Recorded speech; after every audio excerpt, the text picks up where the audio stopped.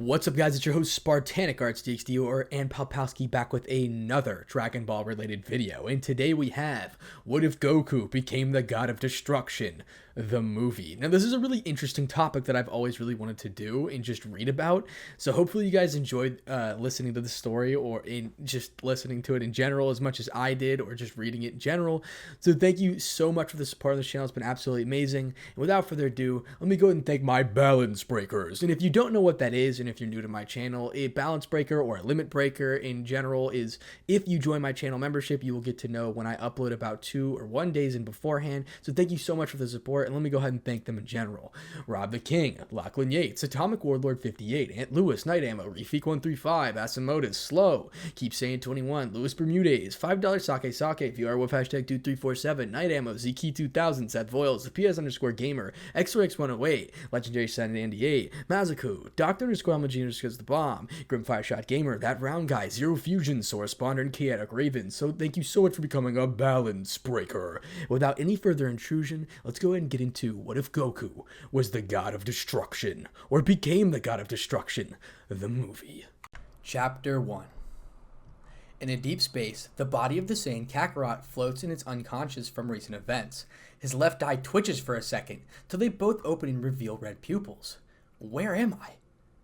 He thought as he tried to remember the recent events. Those bastards, they did this. They sent me here, he thought as he looked around the darkness of space and recalled the memories of what happened. Scene break, flashback. Hurry! We don't have much time, the Supreme Kai shouted as he watched the Namek scramble to collect their Dragon Balls. Why didn't we stop the rise to power before? Why didn't you tell me he existed?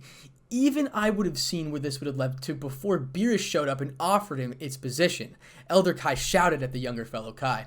Look, I didn't pay any attention to him after he killed Frieza. I assumed he would die with the planet after it was destroyed. He never showed himself after the event, making it seem like he died in the explosion, Supreme Kai defended himself. I see what you mean. He didn't destroy anything after that? No. He was only trained, I assumed. I saw another Saiyan blowing up the South Galaxy, but he was stopped by someone more powerful. He disappeared after the comet destroyed the planet. What about later on? Earth was taken out long ago, but Boo's prison somehow survived the explosion and floated in space till the wizard found him. He said as the Nameks were close to completing their task. That's when the warrior released me, but he was easily killed by Boo. We expected Boo to come to our home, but he went somewhere else. Yes. I felt that energy signal far away, so it would take me to reach Boo. But when I got there, his energy signal vanished. Someone more powerful easily killed him. Did you see the person who did it? Yes. He had a tail like a Saiyan, but he had red fur covering his entire chest and a crazy dark hair. I didn't recognize him as the Saiyan from the battle from Frieza because he looked so different.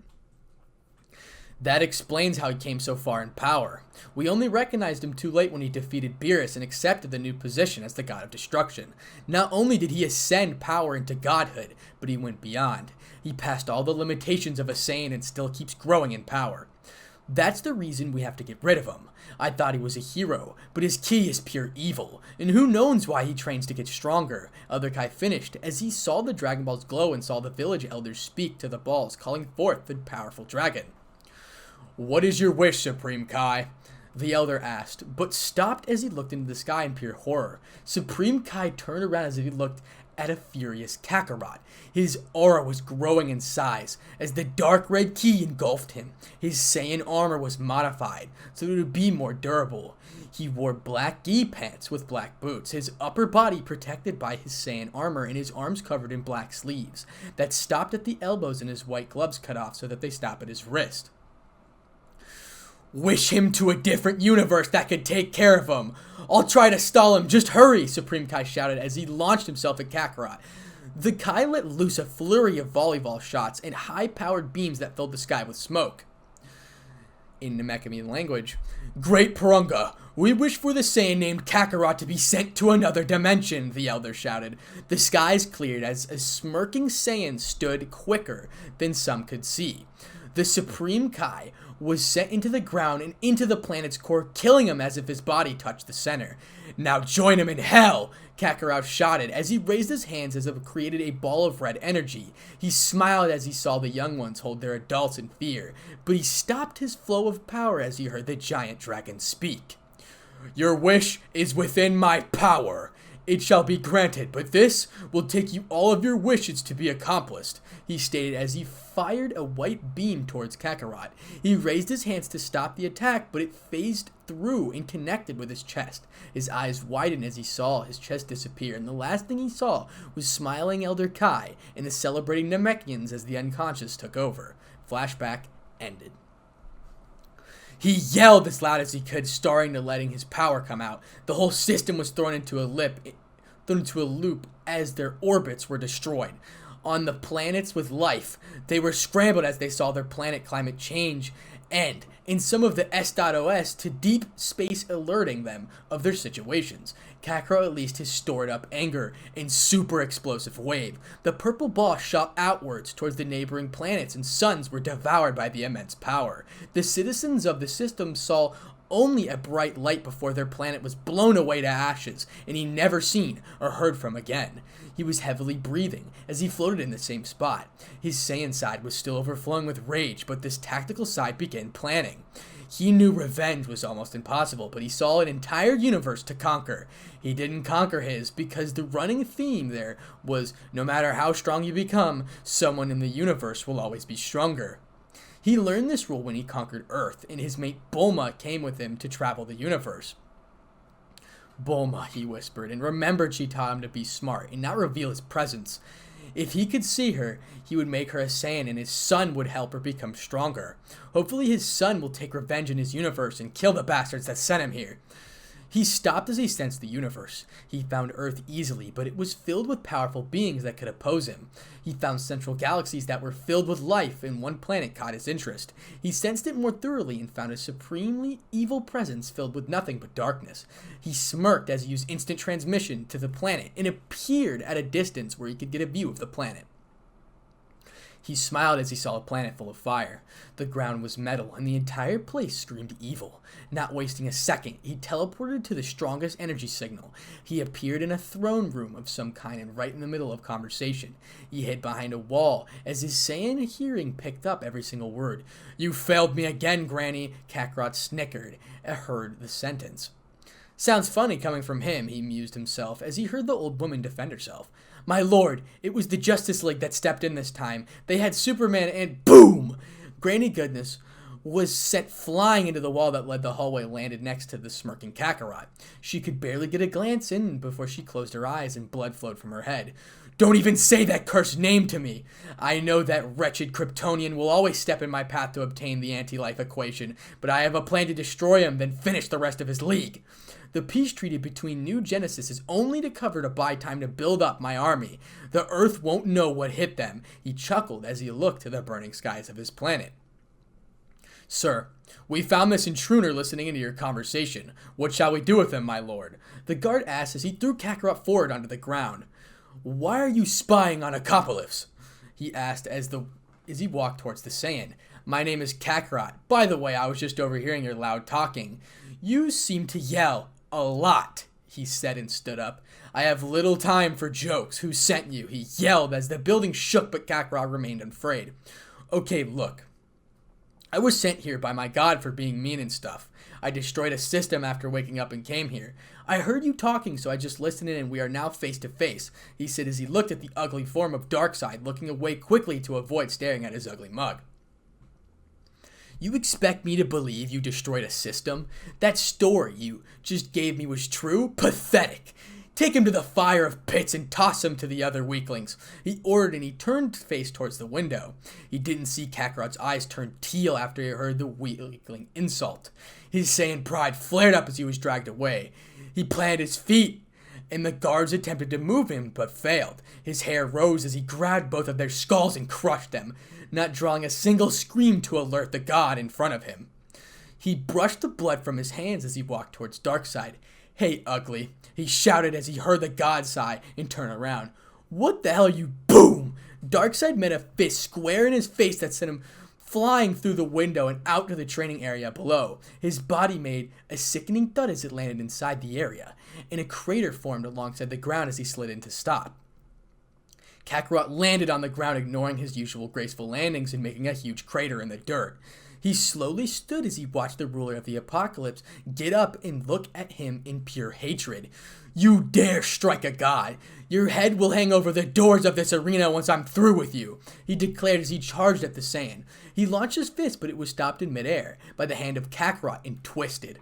Darkseid's red eyes widened as he fell to one knee and attempted to break his hold. Kakarot just smirked as he twisted much further and had a bone heard breaking from the powerful grip. "What is the Superman couldn't even cause this much pain to me, and he isn't even trying. Time to use some tricks of my own," he planned as he activated his armor's electric field that delivered enough voltage to make Superman fall on his knees. To his shock, the voltage didn't even affect Kakarot as he gripped his arm further. Darkseid's screams had drawn his entire army to his location. His furies came through, followed by a big Barda. As they looked at the scene with wide eyes, they saw their god on his knees screaming in pain as a golden-haired man watched with his amusement. All weapons were raised at the golden hero as he put his foot on Darkseid's shoulder and began to slowly pull. Darkseid's scream increased as his blood began leaking through the cracks of his skin, and the skin of his arm stretched as Kakarot pulled. "Fire, you idiots! Defend your god!" he screamed as everyone let loose their weapons. Over the planet, explosions were heard as the shockwaves were felt as all of the Apocalypse citizens looked towards the source of disturbance. Darkseid watched in awe and temporarily forgot his pain as he saw the smirking Kakarot stare at him as he blocked all of the incoming fire with his ki shield. Nothing came through as the ammunition detonated. The firing died down as everyone waited for the smoke to clear, and what everyone saw shocked them to their cores. The man didn't have a single scratch on him, while Darkseid was riddled with scratches and no serious wounds but little bruises. Having no more patience, Kakarot pulled with little strength, and Darkseid's arm pulled out of his socket and into the air. The blood flowed freely as Kakarot walked, Darkseid holding his arm for all to see. The god was on the ground attempting to stop the blood flowing and was left in shock. His subjects watched as Kakarot threw his arm to the ground and next to their fallen god. "People of Apocalypse, you have been serving a false god. He bleeds like an immortal and fails just like one. He went to Earth and failed to bring you victory. He failed to make you dominant power of the universe. He just used you and did not make you better. The greatest armies do not lose. They march to a planet and destroy all those who oppose," he shouted as Darkseid's surprise heard a few of them yell in agreement. He smiled as he watched them raise their hands. Darkseid was seething in anger as his eyes glowed. He fired his infamous Omega beams at the back of Kakarot and smiled as they came into contact. To his surprise, the beams passed right through him and hit the arena walls, destroying them upon impact. He searched and found him waving at him. Not wasting time, he launched dozens of beams at Kakarot and watched they followed him no matter where he went. "You cannot evade them. They will follow you no matter where you go. Now die and leave my planet," he shouted in victory as he watched Kakarot fly around the arena. "Can't believe he thinks he won. Pathetic god, if you ask me," he thought as he flew straight at Darkseid. He stopped right in front of him as his back was turned towards the beams. He smirked and crossed his arms. He focused his ki into his back and waited for the impact of the Omega beams. With a loud boom, the beams connected, and Darkseid laughed as he watched the smoke clear and saw no one there. He stayed on one knee as he wanted to make no one survive. "Help me, fools. I want that arm reattached to me by the hour," he commanded, but nobody moved as they just looked at him behind him. Many had their faces hidden by helmets, but those who didn't had faces of pure shock as they saw the Saiyan standing behind the god. "You want to know a secret?" Kakarot whispered in Darkseid's ear that made him freeze on the inside.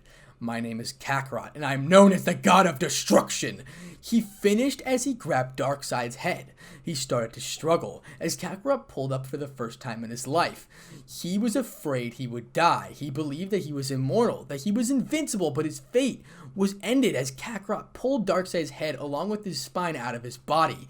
He yelled in victory as the head of the dead god in the air for all to see. He dropped the head next to the lifeless body and continued his speech. "Anyways, You see now how easy it was to kill him? That proves how powerful I am, and I haven't even started. Follow me as I crush the heads of the greatest heroes that oppose us. Help me bring down the strongest armies and the strongest kings to their knees begging for mercy. I'll tell you this, there is no mercy when you spill the blood of our army and try to save your own skin. All will learn that death is guaranteed. When you see the skies darken and the apocalypse rains down on you, he shouted as everyone began yelling. Weapons were fired into the air as he continued his speech. I know many don't believe my words, but watch what I can do to those that think themselves superior to me and my planet. As he raised his hands and the moon produced a small ball. This small portion of my power can destroy that moon with ease, so imagine what I can do if I'm at full power, he stated, but they saw a tale of a beautiful woman walk in front of everyone. Your words are false. The moon is as big as a planet itself, and no one can destroy planets with just a small ball. Barda challenged as she closed to the Saiyan, barely towering over him. Want to bet? He challenged. Name it, she accepted. Become my queen when I destroy the moon and my mate after today. He watched as her eyes narrow and a beautiful smirk graced her features. Become my pet when you fail to destroy the moon and my servant, she stated as she nodded his head. Terms accepted, he concluded. They don't call me the god of destruction for nothing, he said as he launched a small ball at the moon and watched it disappear into the burning sky. They waited for 30 seconds, but nothing happened. Seems you exaggerated your so-called power. Now become my pet. You might want to hang on to something, like right now, he stated as she confused look on his face till a bright white light filled the sky. Following white was a massive shockwave and powerful winds that sent some of his army flying back across the landscape. Barda was trying to hold the place, but failed as her feet slipped. She was caught by Kakarot and pulled close to his chest. She looked to his handsome smirk and looked at his yellow glowing eyes that matched his hair. She was entranced by the color and slowly drawn on her face. Their lips locked and the passion came to life as they made out over the destructive force that of Kakarot's destruction of the moon. They slowly pulled apart as Barda moaned and whimpered from the loss of her lips on hers. Don't worry, there's more later, he whispered as he stepped back and looked at disbelief in the army. He smiled as he heard the gasp of people pointing to the moon. Barda saw the moon gone, in small pieces floating into space as her expression just disbelief and admiration for her new god. Now do you believe me? Will you follow your new god to the greatest victory of them all? He smirked as he heard everyone yell. Will you help me destroy all that oppose us? The cheers got louder and the weapons were firing into the air. Will you follow me and conquer the entire universe? He screamed and let out his aura burst. They cheered and even louder. Then let's take this universe by storm and make the apocalypse the greatest fear in the whole universe. The army began chanting his name and some bowed before him. Then follow me, Kakarot, the god of destruction, to our destiny of universal conquest, he shouted as his power shook up the ground they stood on. The whole planet cheered as his speech would broadcast into the whole planet, and many were shouting, Kakarot, the god of destruction. He smirked as his army made a passage for him. Darkseid's generals followed him, awaiting orders. He walked to his new palace along with the way-destroyed statues of Darkseid, not wanting to leave a single remnant of him. What are our orders, sire? Granny Goddess asked. You, my dear trainer, are going to start with a new form of training. That one will make your specialist forces faster, stronger, and deadlier. I've never heard of this training, she stated. It's called gravity training. Increase the gravity so that the body can adapt and become stronger. And when put into normal gravity, the soldiers will become faster and stronger, making the enemies weaker and slowed compared to them. Do we create or steal other technologies? No. We have a scientist of the best, smartest, that can create anything you ask, my lord. Vermin Vondabar answered as they entered the throne room.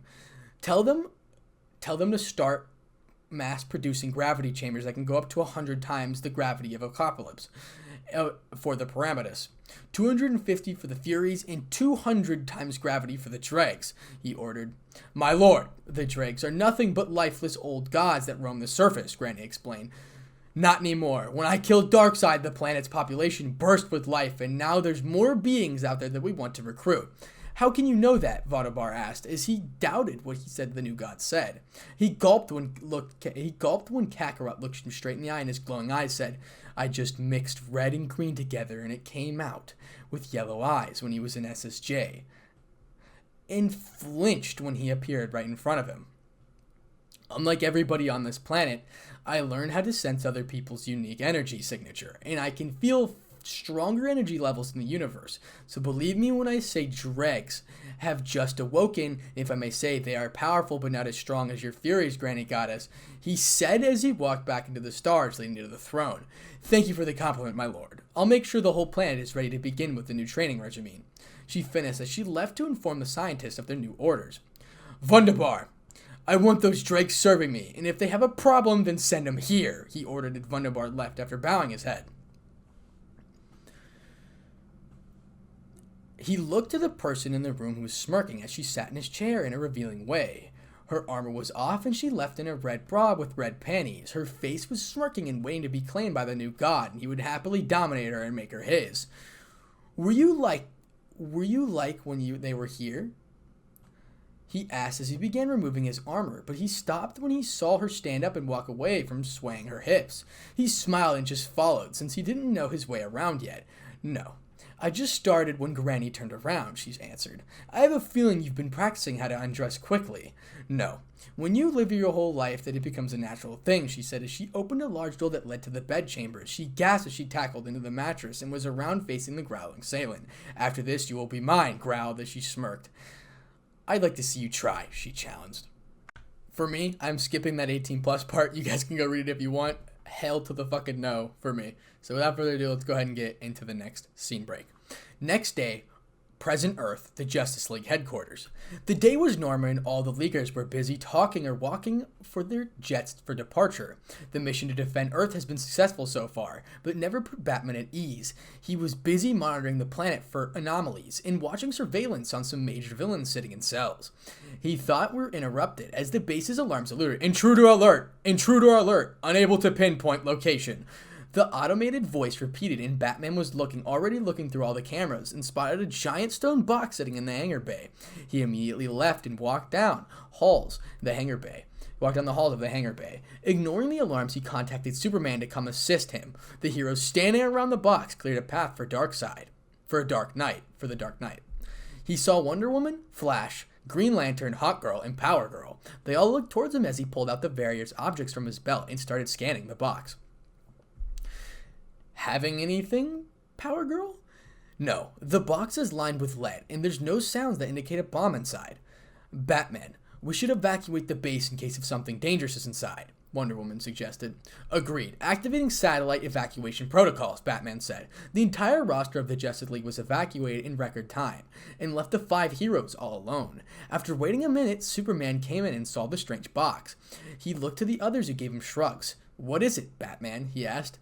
Unknown. It just came out of nowhere and the delivery system was unknown, he stated as he continued to scan the box. It could be a present from somebody we saved a long time ago, Flash suggested. I'm pretty sure people don't use stone as wrapping paper, Wally, Green Lantern said. I believe Wally is half correct, Batman said as he focused in one area. See, Batman, even I say I'm right. Say what now? He said in disbelief. Come on. Come look. This was a present from someone we all hate. Everyone came around to see what he was looking at. The hidden stone slab was slid right into the reveal hidden greeting from Acopolis. Wally read out loud, and everyone had Superman crush the device he was using. It's good thing the base is evacuated. This could be a deception of some kind or a new weapon we don't know of, Diana said, as Superman floated to the top. We have to open and find out. Help me find out, Karen. Clark, as she grabbed one side and the female Kryptonian grabbed the other. Stay back, everyone, he commanded. Everyone took a step back and watched as the top came off. A gust of air shot out as if air being pulled tight, and the stench that falling was sickening. Flash covered up his nose as everyone else knew what it was. The smell of death was a common amongst of them, and they shocked the expressions of the Kryptonians' faces dropped to the floor. What is it, Clark? Diana asked as she floated to him. He looked to her and back in the side with the same expression. Diana looked inside and she saw the body of Darkseid in his back with his arm and his head sitting on his chest. How? Was all she could say. Break open the front, Green Lantern said as he used the ring to pop out of the front part of the box. Everyone saw the remains of all of them were affected by appearance. Batman didn't show it, but inside he was disturbed that someone could do this to give this god that gave them so much trouble. Everyone was silent for 5 minutes until Batman saw what rolled up parchment laid by Darkseid's head. He walked up to the decaying body and took the parchment. Everyone watched him open up and saw huge letters giving a message to them. Killed by Kakarot, the god of destruction, new ruler of the apocalypse. This is bad, right? Flash asked. It's a warning, Diana said as examined the body. A warning for what? Let's go, Superman. We have to see the status of Apocalypse and see what they are up to, Batman said as he left the weapons cache to obtain a boom tube. I wouldn't do that, Batman, Shura said as he examined the note closely. Why? He responded. It says he will know when you appear on his planet. He knows where everyone is in the universe and appear right in front of you no matter how much security you have, she said, and was disturbed that someone can do that. That will explain how he got here to easily deliver in this present, Clark said as he rubbed his chin in thought. Then what do we do then? Power Girl asked. All we can do is send some probes to examine the planet. I will go over footage to see if I can see our mystery god. Other than that, we'll continue like normal, Batman said as he left. I have to agree. Hal Jordan was cut off as the communicator in his ring went off. Hal, here. Ha, it's me, Arizia. We have a situation on our hands. The whole section of the galaxy is missing. What do you mean it's missing? He asked as everyone listened to the female. We received an S.OS from the planets of the missing section, and I was sent to investigate it. I get here and there is no planet, stars, hell. There is no gases floating about. It's all gone. Hold on, the Justice League will send someone to investigate. No need. I was able to track the energy signature even though it disappeared by some means of teleportation. All the present Leaguers looked at each other hoping it wasn't who they thought it was. I followed it to Apocalypse, she said as everyone's eyes widened as Hal began warning her. Arza, stay away from Apocalypse. That is a hostile area right now. It can't be. Darkseid signed the treaty. Darkseid is no longer in command of the planet, he continued. Haven't been here a day already. There's people spying on me, a man's voice rang from Ariza's ring. Who are you? They heard Ariza scream. Get away from Aritiza! Do not engage him. I repeat, do not engage, he shouted, but he knew it was too late. My name is Kakarot, the god of destruction, was the last thing the lead heard from Aritiza's ring as the connection was lost. The entire group was quiet as they watched Hal try to reestablish the connection, but failing every time. He stopped after realizing it wasn't going to open again. His fist clenched as he looked at the Justice League. We need to get her back. But no one said anything. Hal, we can only send a small squad to infiltrate the planet. We don't want someone we have little information on looking towards Earth. Do you understand? Superman asked, and Hal shook his head. I'll help in the recovery, I've already said, Hal. Wonder Woman stepped up. If she is tagging along, then I'm coming. I want to gather information on the new ruler of Apocalypse, Batman said as he left to prepare for the mission. Flash, go with them and we'll continue to hold security, Clark said as he watched them walk away. And be careful, he shouted one last time. You think I have a shot of landing the Green Lantern, babe? Flash joked as he ran beside Hal. Now, Wally, he said in a low tone, but he had a sad expression on his comrade's face. I think you do. She likes funny guys, he said. Felt better when he saw Flash smile, but she has a thing for Hal. Still doesn't mean I can try, right? He responded. Hurry, you two. We have to make this quick, Diana said as they went to her plane. She's surprised that Batman was already inside doing a flight check, but it bothered her that he got through the security. Are you ready, Batman? She asked. Yes, let's move, he said as he watched everyone take their seats. Let's see how ugly the new ruler is, Flash joked as the jet-looked flight shot forward to the stars. Stop talking, Batman said as he looked to his monitor. Okay. Scene break, now we're in Apocalypse with Kakarot. He was carrying the female lantern to the lower levels of his palace, but avoided the dungeons and placed her in the guest rooms. He was surprised that Darkseid had guest rooms, but probably for something evil. He knew the League was coming. He sensed their energy levels flying in his direction. He had maybe an hour or two before he decided to mess with them. He kicked open the door and walked into a surprisingly clean room. A bed, a lamppost, a television, even a mini fridge. Kakarot was left speechless as he placed Ariza on the bed and took her ring away. He looked at her and she thought she was actually beautiful, but she shook those thoughts as he watched her open her eyes. You woke up sooner than I thought, he shot in a shocked tone. Where am I? She asked as she looked drowsiness away. Apocalypse, was the simple reply.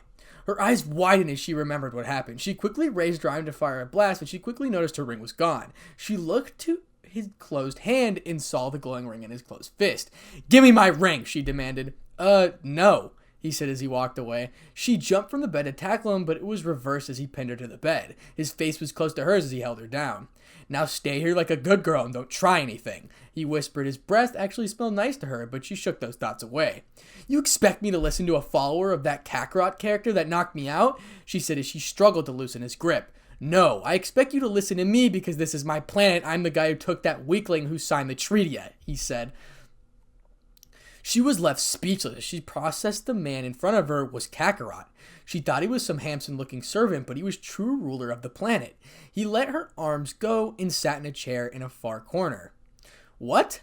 Thought I was a hideous thing everyone feared and that I had such a horrible smile," he teased, as he laughed and saw her blush. "No, it's just most evil tyrants I meet have strung up to walls and bound by chains," she confessed. She had no idea why. "Sounds kinky," he said as he gave her another charming smile. "It's not. Why am I even talking to you? You're supposed to be evil cruel towards your prisoners."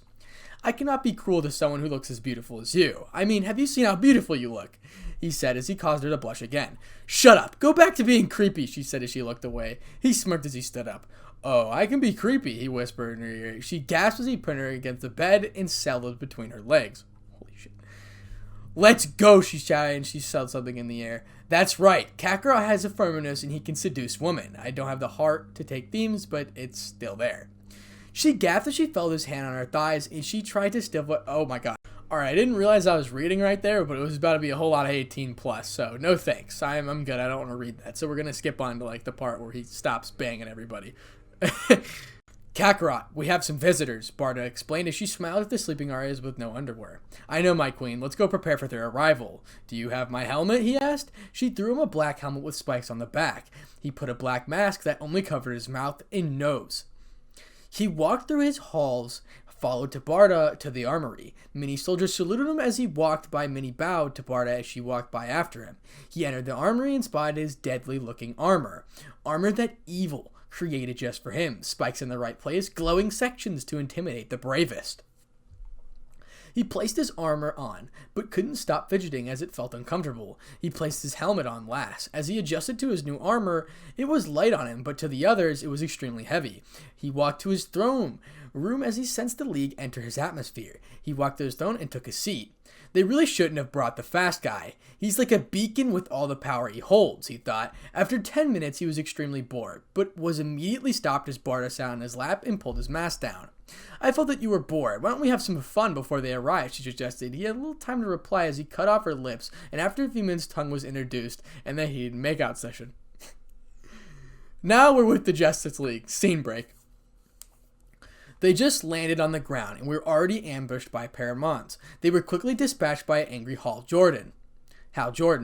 "We need to split up. Flash will go gather information. You two will recover Arteeza," Batman ordered as they left in the correct districts. "So where is Arteeza?" Diana asked. "It says her ring is in the palace, the throne room to be precise," he said, and examined the map his ring was producing. "Then let's move quickly. This place is always at war with each other," she said as she took flight. "Lucky us, right? We would have to worry about the Apocalypse attacking the other worlds," he said as they increased their speed for about 5 minutes until Diana noticed something odd about the landscape. "What is it, Diana?" Hal asked as he looked around the landscape but failing to see anything out of the ordinary.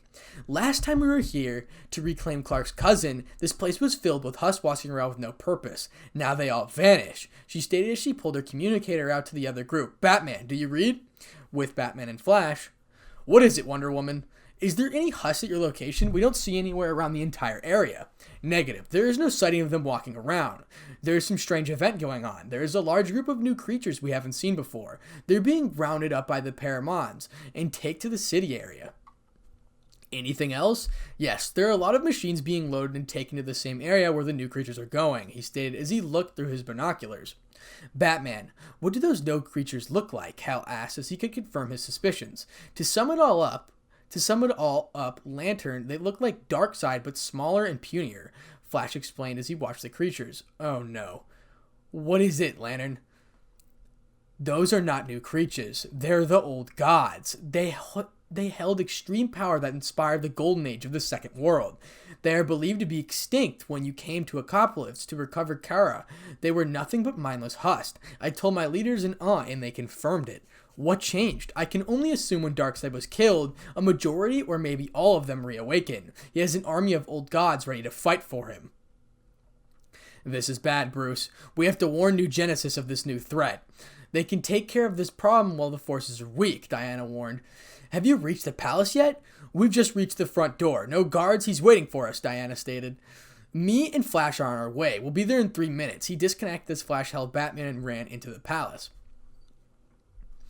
The duo walked into the throne room, skipping all rooms since Diana knew the route from last time. They encountered no resistance when they saw the guards. They let them pass through without any trouble. This guy must be real confident to let us walk right into his throne room, Hal stated as he followed Wonder Woman into the throne room. This bastard thinks we are not worthy enough to fight our way here. Time to show him how Amazons fight, she angrily thinks as she kicks down the door and hinges. They gape at the sight before them. They see Barda sitting on his lap laughing at Kakarot must have said. She saw the others and gave her god a wink before removing herself. Kakarot leaned forward in his throne and eyed the Amazon and her beautiful features. Why is this universe filled with so many beautiful women? Although I see all of them can fight, he thought, and completely ignored the man in the green costume who was threatening him with his ring.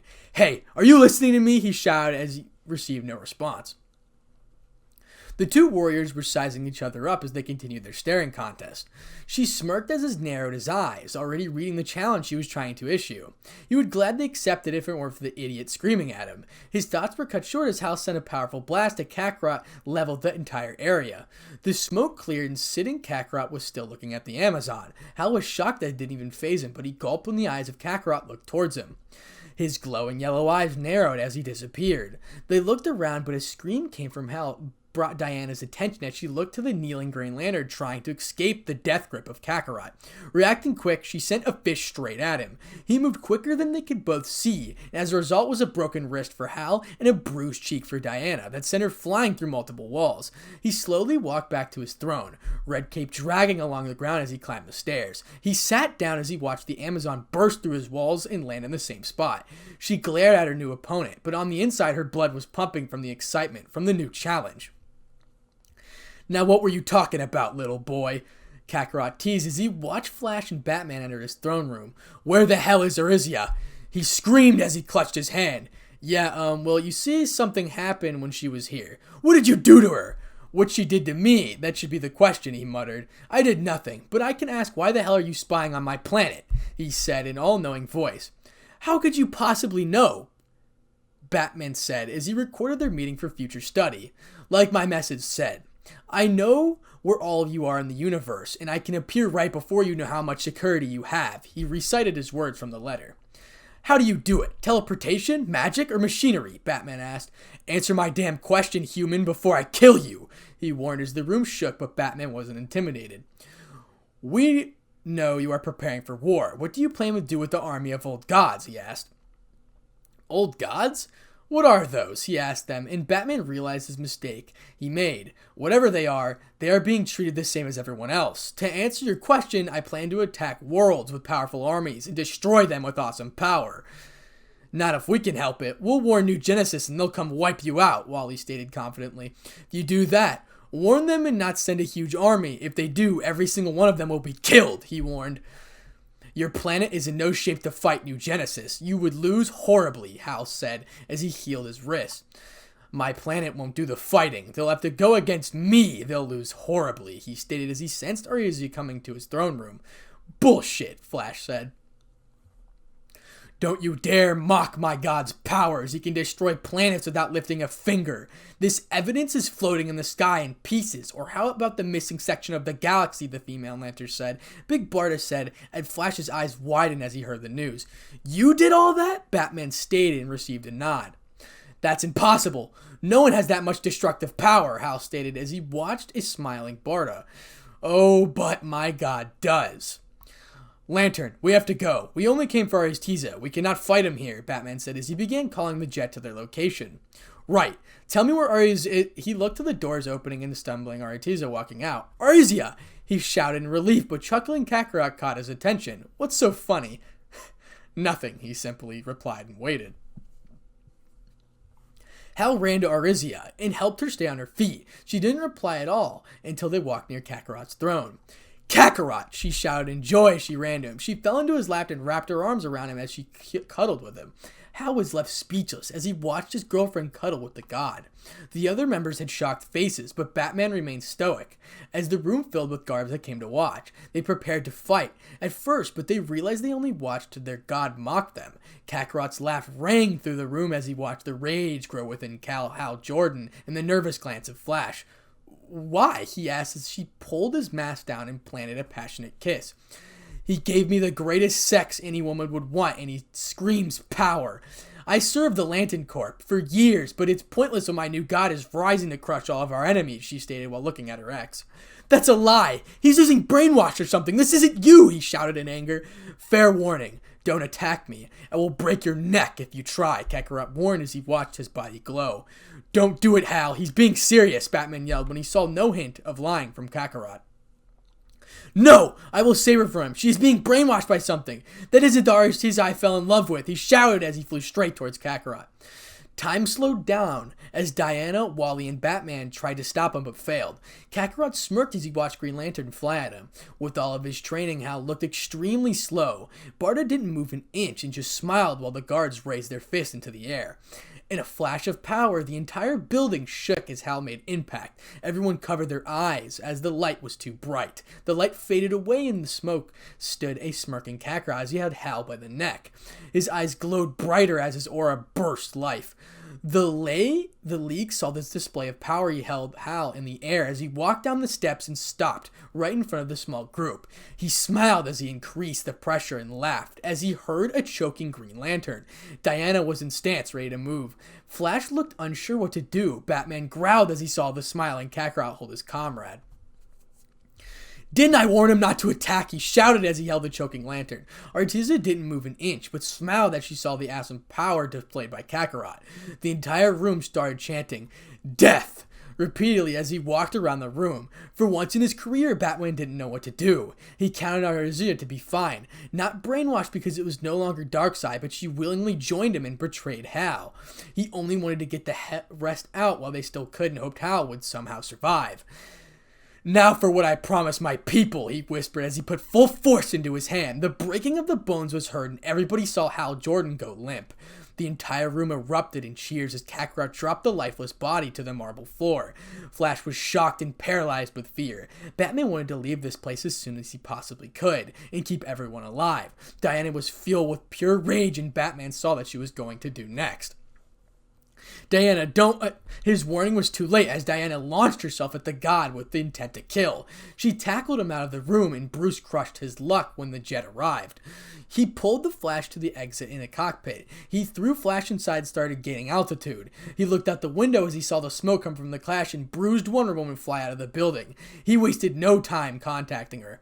"Diana, get in the jet, we're leaving," he ordered as he watched her look for the jet. She spotted it before looking at Kakarot and look at the jet. "Just go, Bruce. Warn the others of Kakarot. He needs to be stopped," she said as she crushed her communicator and charged at Kakarot. "Ugh!" Batman growled as he opened the boom tube and left Wonder Woman behind to warn everyone of the coming danger to the universe. He walked towards a beaten Wonder Woman and kneeled down to her beaten form. "You're weaker than I thought," he stated. "Coming from someone who dodges all my attacks," she spat back.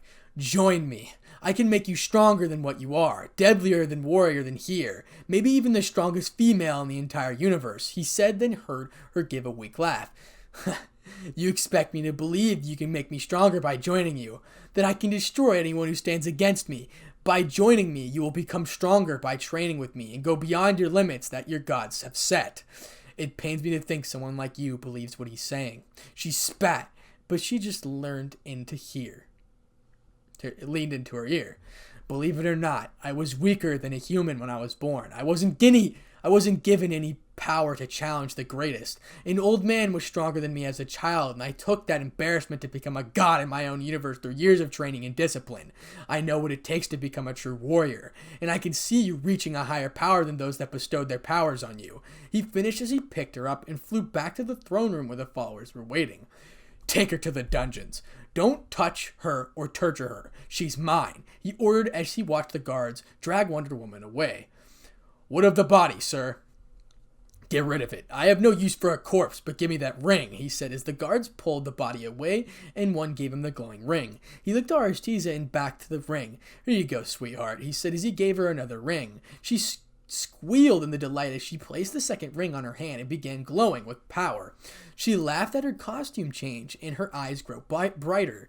She now wore a tight black spandex with green stripe that showed off her toned ass and legs. Her white top became armored with color green and her gloves turned black. Her whole arms were covered with black armor that had spikes run all over it.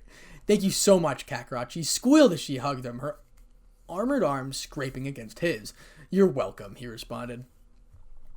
What now, my god? Barda asked as he stood next to him and watched the workers fix the damage caused by the League.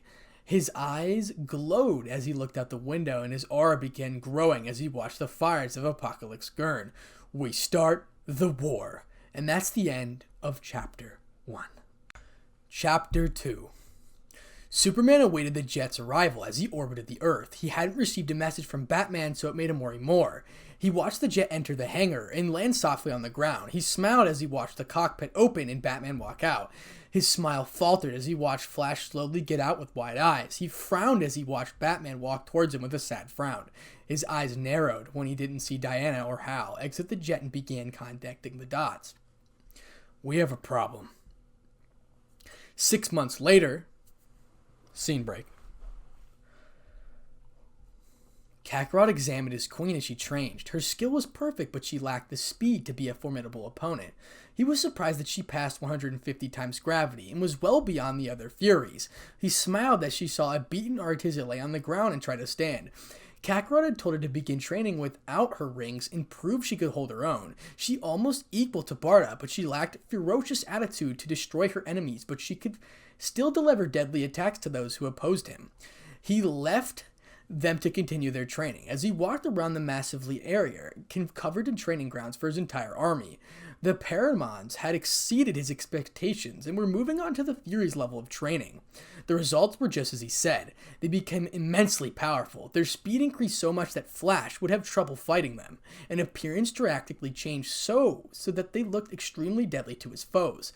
He paused as he looked through the windows to see the old gods training with weaponry that vastly improved in more effect on the battlefield. The dregs were already powerful, as entering on the chamber now stood strong once again as the old gods that ruled in their past. He studied the past of Apocalypse, and every secret that held beneath the surface. He learned the old gods were now and how he had an elite force of powerful beings to fight for him. He left them as he saw a giant weapon being brought out and continued to walk till he stopped at a certain dome. He heard that of a sound of combat and female grunts as soon as he opened the door. Inside the room, Barda's elite force was training at 140 times the gravity, and many were laying on the ground attempting to stand. He smirked as he walked in to see the results. Granny Goddess stood in the control room and saw the god walk into the room. He gave her a nod, and she immediately deactivated the generators. I see you girls are trying to match Barda. It's really pointless if you train on the ground, he teased as he dodged a strike from Lashina. I'm sorry, my lord. We don't receive special treatment like she does, she taunted as she slowly walked away. Regardless, I'm here to give you guys an extra boost that should give you an edge. He pulled a small case of pills from his gauntlet. We won't take pills that mutate us, Stampa shouted as she slowly stood up. Shut up and obey my will, he commanded as he shot fear into their cores. He smirked as he saw the fear radiate from them too. This pill was created to mimic my Saiyan traits, more specifically that one that makes you stronger when you recover from a fatal wound, he explained as he handed the pills out. Is this how Barda became stronger than us? Speed Queen asked. Maybe. Now hurry up and get back to training. You're the only group that hasn't reached my expectations. I need the strongest to lead my soldiers on the field. Yes, my lord, they all responded. Get up, you two. We need to have a little talk, Kakarot said to the females that kept staring at him even though everyone beginning training. They looked towards each other, then proceeded to follow Kakarot's back. He walked back at brisk pace and knew the entire complex after the first month. He reached the war room in record time and turned to the two females behind him with a frown. What is bothering you? He asked and caught them completely off guard. What? Thought I didn't care about my own soldiers? He totted when he saw their facial expression. No, my lord, we are grateful that you care. But yes, there is something bothering us, Bloody Mary responded. Why do you hold us back? when we can train at an even higher level, Gilitana said as she took a step forward. He paused as he watched them bold and move closer to him, so they were within arm's reach. What makes you think you have what it takes to train with the elites such as Barda and Arzia? He questioned as he took a step forward. We know we can. The others appear to be slow when we fight, and their attacks are hardly felt when they hit us, Bloody Mary said. I'm not convinced, he stated. Please, my lord, let us prove ourselves in a fight against your two mates, Gilitala pleaded. He took another step forward till he was an inch away from Catilla's face. He smirked when he smelled her arouser and smiled when she saw a blush slowly creep on her. He growled as he pushed her against the wall and planted her lips on hers. She moaned as soon as she met his lips, but whimpered when he pulled away. He looked at Bloody Mary and saw the same thing. Fine, go see Barda and prove to her you have what it takes to train with her and not hold back. If you can pass that, then we'll see what happens from there. I think you would like to know what will happen after. Go. I have a prisoner I need to see, he ordered as he left a flustered Gilitana and a blushing Bloody Mary in a war room. He walked through the halls and outside where vehicles were being moved. He paused to admire the view of the heavily armored vehicles running out. When B first saw the vehicles, he knew they were used to break down barricades and not firing on positions at distance. He needed better weapons and better ways to make the battlefield turn to his favor. He walked on as all the guards who saw him saluted him and the Drakes bowed to him. He told them his enemies only bowed to him, but they wanted to follow tradition and respect him. He just accepted it and proceeded to make more plans to get his army ready for battle. He walked towards his palace and down the stairs to the dungeons that held the most stubborn woman he has ever met besides Bulma. He opened the door to see a glaring Wonder Woman standing in the center of the room. Her hands bound by chains and her golden hair shot straight up. His yellow eyes glowed brightly in the dark room. How's it hanging? He joked, but her expression was still glaring. Okay. At least I'm trying to improve my jokes. I want to see that beautiful smile I know you have. He continued. She remained quiet. Not talking today, he asked. More silence. Don't give me the silent treatment, he whined as he stood. What do you want, fool? She finally spoke. I'm not here for your enjoyment, she continued. I only want to have a conversation since your allies have abandoned you and don't have many friends here except for me, of course. You're no friend of mine. My allies have not abandoned me. They plan to come get me, she proudly said. I doubt they are coming for you. It's been 6 months and no sign of them. The strongest one of your planet is flying around Earth the same way he does every day. The Batman doesn't have enough data to combat me, and I'm sure they are kind of frightened that I killed the Green Lantern so easily, he said as he scratched the back of his head. They will come for me, she told herself, but could detect some doubt behind her words. Stop doing this yourself. A warrior such as yourself deserves the greatest fights and the greatest power. I'm not joining you. Every time you ask, I will keep saying no, she told him. Then why are you still here, he asked. Because you have me in chains, you idiot, she shouted. It's been 3 months and you mean to tell me you haven't noticed, he continued. What are you blabbering about? She continued on, but inside he hoped he didn't notice. Those chains are weak as shit. You could have broken them and left this palace. Steal a boom tube and butt home, but you didn't. Why? He said as he walked closer to her. He remained stoic as he saw her blue eyes look down. He waited for an answer from her and watched as she looked back at him. I thought about what you said. About true power. I have protected humanity for so long, but nothing has changed. They still wage war and still hurt innocent people. I want the power to stop it, but I have to follow their ideals. The Justice League follows. I want to end it all, she confessed. I'll be honest, those things aren't part of my agenda. The humans from my universe did the same thing and it didn't change. That's why I destroyed them, he confessed. Why? Humans won't change, even when a power greater than themselves challenges them. Tell me if I'm right. Have they created countermeasures to kill your league even after all of the good you have done? He asked. Yes, but only after the Syndicate came to Earth to conquer our world. She said she was looking down before looking back at him. Tell you what, if you join me, I'll grant you one thing you desire from Earth and whatever it is. I'll honor it no matter what anyone says, he said, in an honest tone that she didn't believe could exist. What will they think of me? I was sent to a man's world to spread the Amazon ideals, but they rejected them. The leaders see my people as a savage race that doesn't know better. Maybe my mother was right. They only help themselves when they can get help from their own people, she thought as she looked at Kakarot. I don't care what they think. They invaded my home and killed my mother as she tried to reason with the outsiders, and I forgave them all but still protected them. No more. She angrily thought before breaking the chains that held her. I want my people brought here to train and become powerful so that they lay waste to everything that stands before them. Do that and I'll join you, she said as she crossed her arms. Fine. Your Amazons can come here, but to become the strongest is easier said than done. Your people will have to work harder than before if they want to be recognized among my army. They'll get it done, she said in pure confidence that impressed him. All right, we're going to Earth, but after I have a meeting with someone. I think you fought her before, he said as he walked out of the room towards the throne room. Diana followed, but was still debating her decision, and every time she tried to find a reason not to betray Earth, she found a better reason to go against Earth.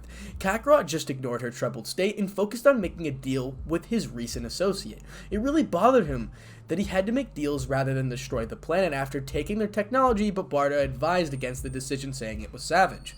Pressing the labs, Diana saw some kind of armor being mass-produced. It unnerved her that it looked the same as the armor Superman had when he severed Darkseid. It had even the same emblem and helmet. Kakarot turned to the next door where an observation window was placed. They walked down the hall, and Diana saw more types of armor being produced. Some human-sized, other inhumans, in a group that looked designed for those with special abilities.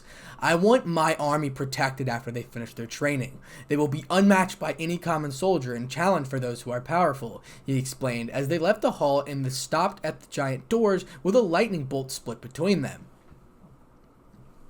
He kicked open the doors a little too rough and knocked them off their hinges. Diana kept her distance since she could see that he was a little annoyed by something. He walked in the room where a battalion of guards were standing in front of someone. The guards were wearing green armor to match their master and held glowing sticks with an electric tip. "Stand down," a feminine voice ordered. Diana's eyes narrowed as she saw a beautiful figure she knew all too well, dressed in a revealing outfit for any man to look at her. Her body was something of men of lower classes yearn for, and men with the power start wars for.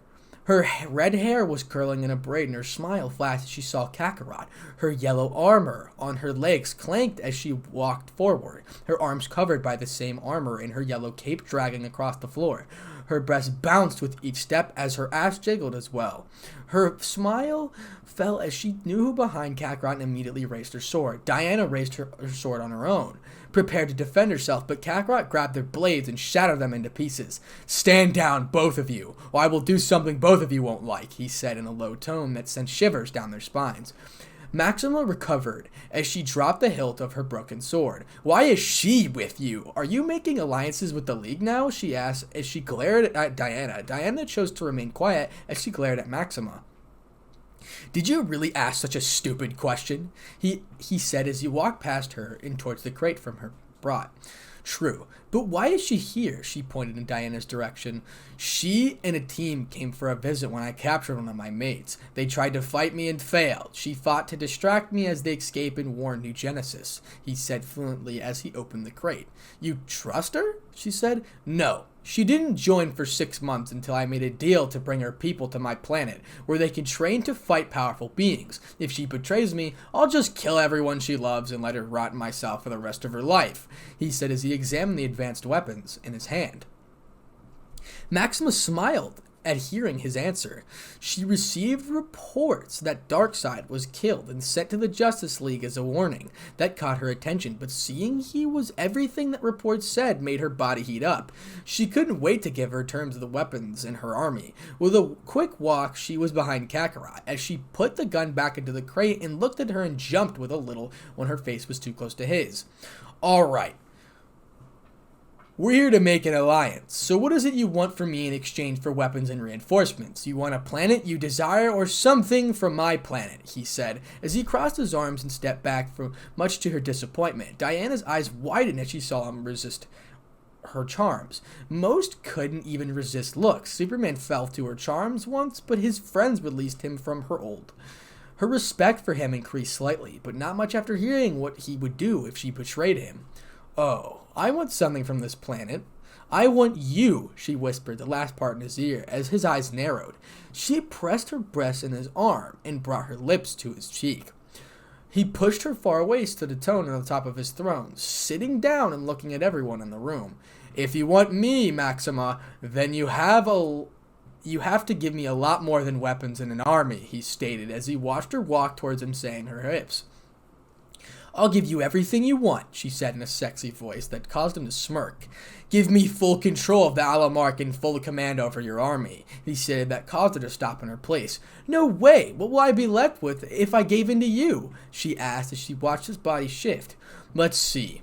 You will become my queen, a mere powerful empire and the mate of a god. If my understanding is correct, you want to be the most powerful offspring, and what better offspring is there than with a handsome god such as myself," he said, with a smirk as he watched her debate her choices. Diana couldn't believe that she would consider giving up her people, but stopped when she remembered she was doing the same.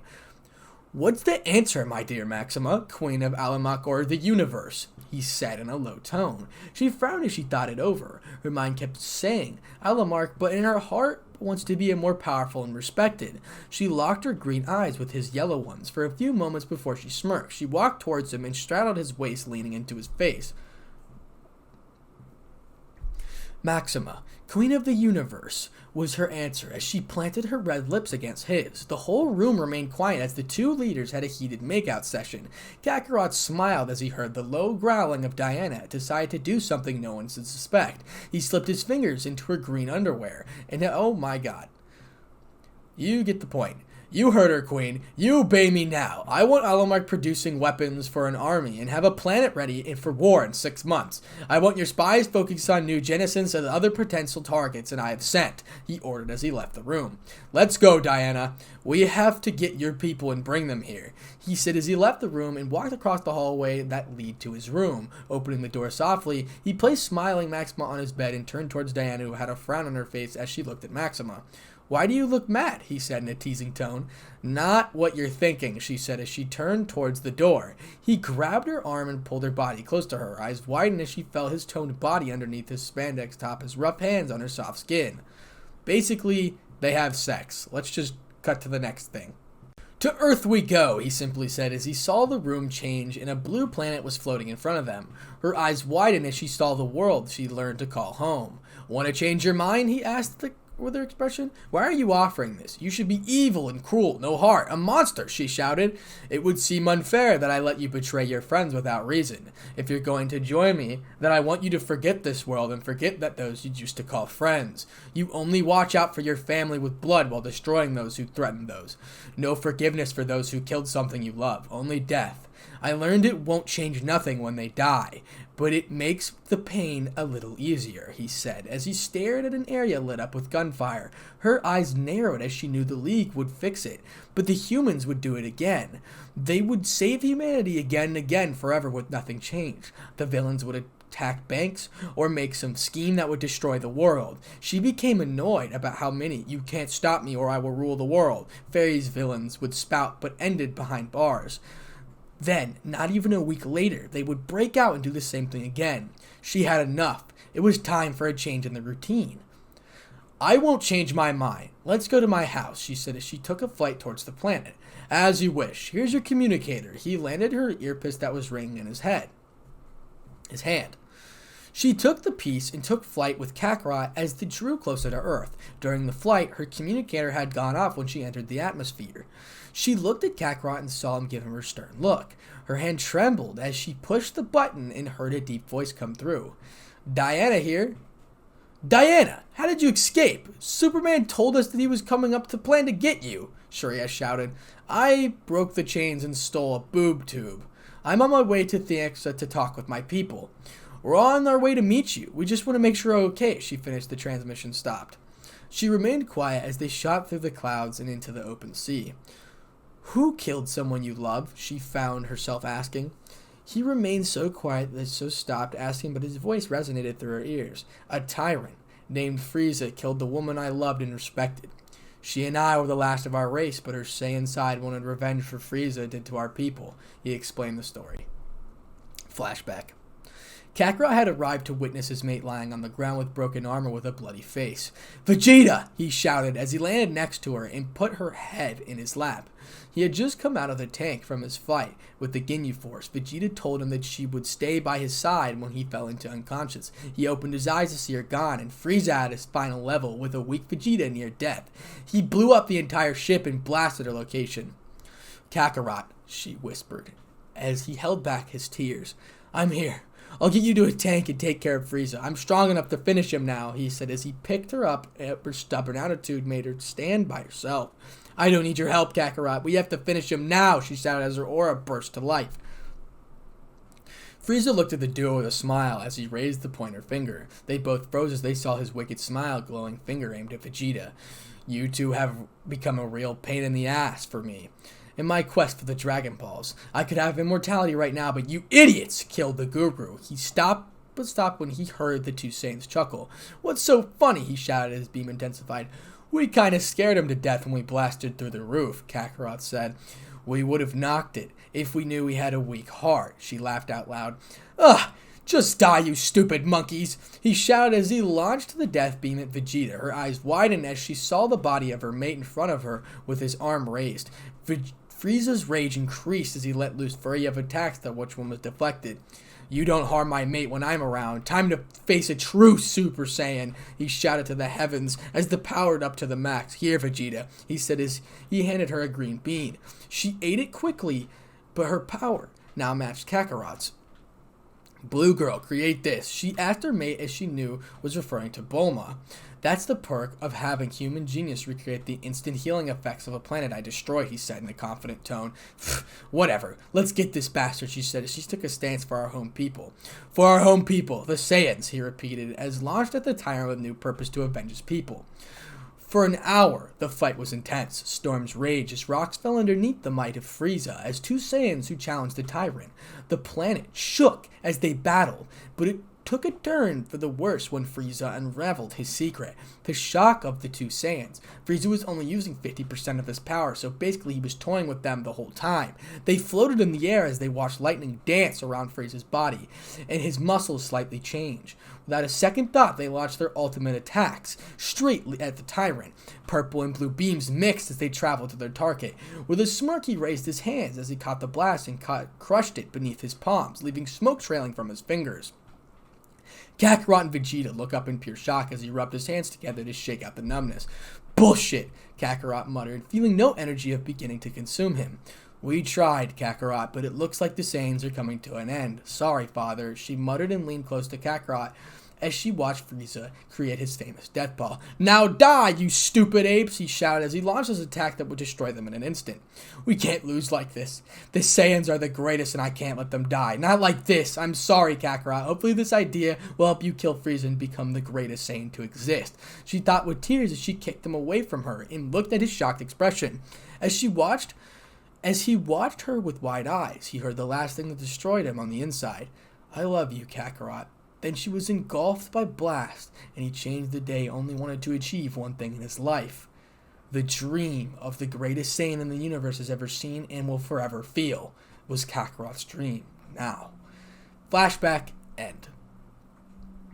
His eyes narrowed as he remembered looking at the planet, and his beloved died on seeing nothing but darkness, just like his broken heart. Diana stared at him in disbelief. That caused her to stop flying. He stopped and looked at her with a sad smile. What? That someone like me doesn't know what it's like to not have power to protect the thing you love most? Like I said, I would give up my power just to be with her.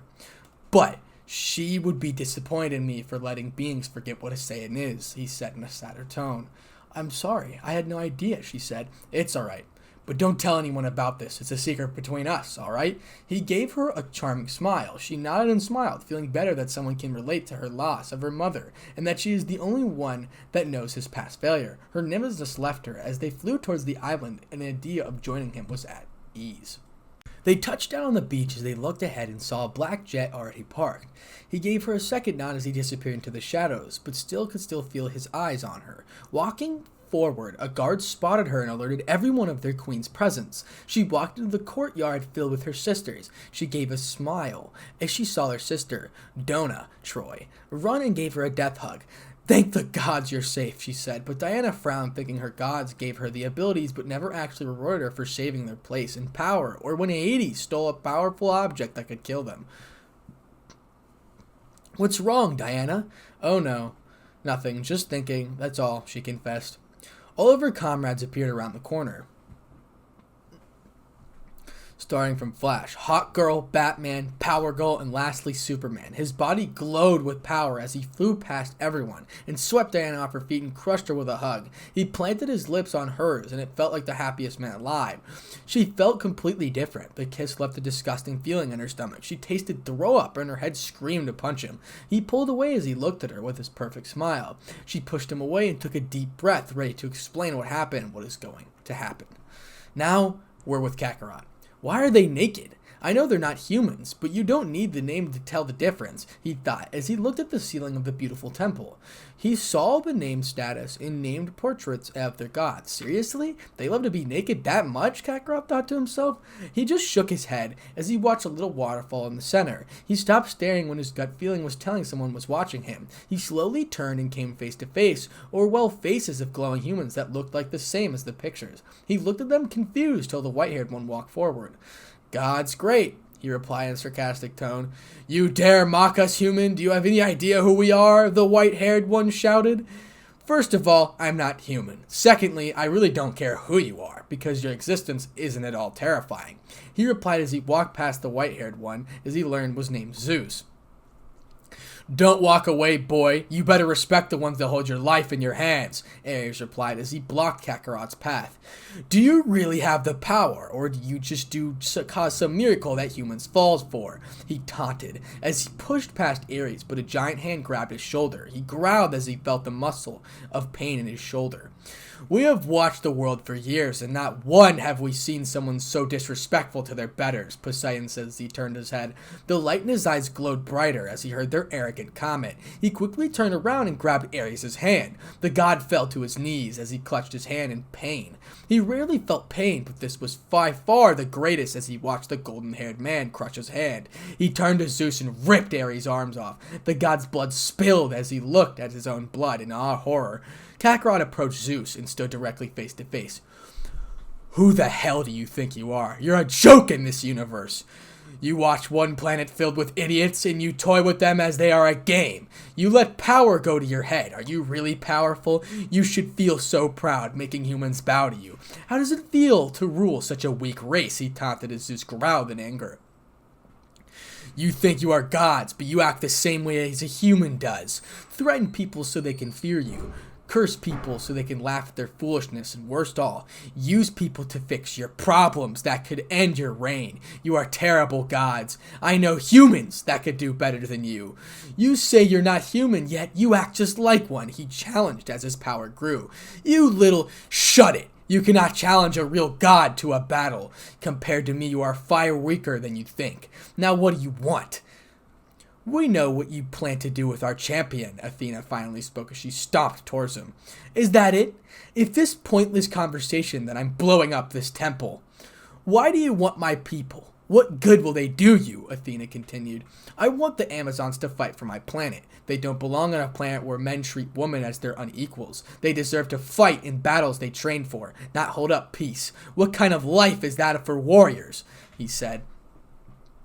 A life when they have suffered for many years by the hands of a man, she replied. Diana told me how long that was. With me, they can take the revenge. They can annihilate my enemies and tell the universe to fear the Amazons. They will be legends amongst the stars, he said as he watched Athena remain unchanged. You won't take them and use them for your purpose, she stated and pulled her sword out with Ares, Poseidon, and Zeus drawing their weapons. He narrowed his eyes as he looked straight at Athene. I wasn't asking for your permission, bitch. And that's how I escaped his prison. Diana finished her story as the Justice League listened closely, still not believing she could easily escape. That's how you escaped? I thought you had to fight the way out. To believe that the man replaced your chains with weaker version is hard, Power Girl stated. But she and Clark paused as they heard some form of battle in the temple. The Justice League looked towards the two Kryptonians and saw them looking towards the temple. Please don't let them see Kakarot, she frantically hoped. Boom! Her hope was just crushed. 3 bodies flew through the air and landed right in front of everyone to see. They heard gasps as they saw bloody, beaten forms of Athena, Ares, and Poseidon laying on the ground attempting to get back up. I told you. You're weaker than me and have 0 chance of beating me in a fight, Kakarot shouted. the flames. Everyone looked at the flames as they saw a blood-covered Kakarot walking toward them carrying the head of Zeus in his palm. "You!" Superman shouted as his eyes turned red. "Shut it, little boy! The gods are talking here," he commanded as he threw Zeus's heads at Athena. "Kakarot!" Diana shouted as she glared at him. "What? I was just admiring the statues in that building," points to the blown-up building, "and then these so-called gods attacked me. I was just defending myself," he pleaded as he looked for something to wipe his blood-covered hands. "That doesn't mean you should level a building and kill a god," she shouted as she stomped toward the sand god. "I would apologize, but your gods are idiots when it comes to having a conversation," he paused as he looked behind her, then back to her. "I take it you didn't tell them about us," he smirked. "I was getting to that, but a Saiyan god blew up a building and caused a huge panic," she said. "Beep, beep. Continue with your explanation. I gotta take this," he said as he turned around and began talking to someone on his earpiece. Diana turned around and faced a group of confused and angry people. "You're working with him?" Superman shouted as his eyes glowed brighter. "Why do you care? You left me on that planet for 6 months. 6 months! Do you have any idea how it felt? Hope your friends would rescue you, then discover they were doing their usual routine like I didn't exist? We were all sick and worried about you. Nothing has been the same since you were taken prisoner." Donna defended everyone, but she saw the doubtful look on her face. "Sister, why is it that you were the only one who believed I lived?" she asked her sister. "We assumed that you were killed, just like Hal was, but when he blindly attacked Kakarot," Batman finally spoke. Diana wasn't surprised they would assume her dead, but it did annoy her that she didn't try to find out if she was dead. Kakarot was right. They did forget about her. They did leave her to die. "Sisters, we are leaving this planet and everything it stands for. I have served the world for man for too long, and nothing has changed. There may be good, but it will never rise over the filth that rule this planet. Someone has offered a chance to prove ourselves, not only to the world, but to the entire universe. We could be known again, but if we stay here, we'll rot away like this planet." She shouted to her sisters as ignored the stares of her ex-colleagues.